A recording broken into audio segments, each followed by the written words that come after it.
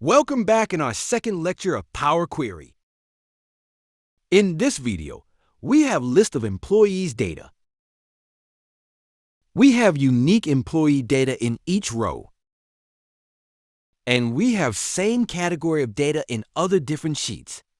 It means we have unique employee data in each cell, and it contains on multiple sheets. If we manually copy and paste the data on a single sheet will take lots of time and efforts. It may also increase chances of errors as well. So, to get the data on a single sheet from multiple sheets, we use here Power Query. To use Power Query, first we click on Data tab.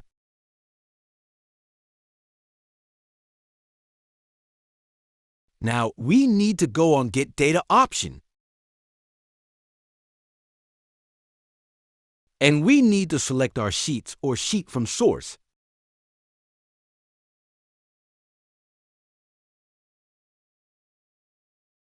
Now, click on Employee Sheet.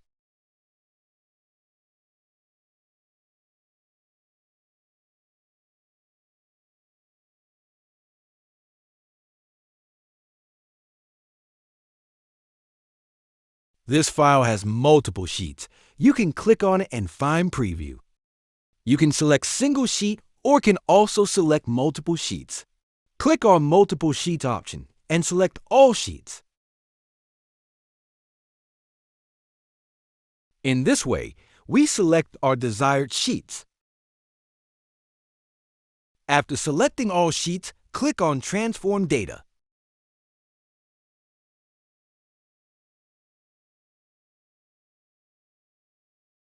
After click on Transform Data, new Power Query window will appear. You can get the preview if you click on the desired sheet. Now, to combine multiple sheets in a single one, we need to go on Home tab. Now, click on Append Queries and select New One.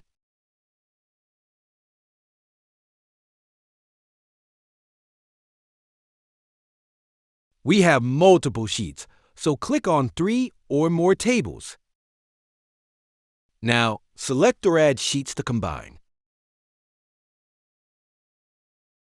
You can either double-click on it to add in the list, or select all sheets and click on Add.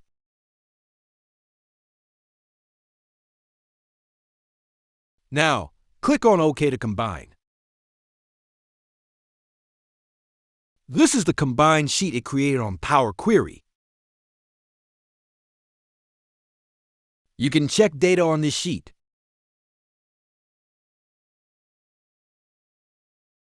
We have all lists of employees in this sheet. Now, we need to create a combined Excel sheet. Now, click on Close and Load option. Now, it will combine multiple sheets into single sheet after creating it. It is processing our query. This is how our appended single sheet is ready. You can match the data or can count total as well. To create single sheet, we need to delete remaining sheets. First, select all the raw sheets and delete it. Now, change the name of the sheet. You can name sheet as per your requirements.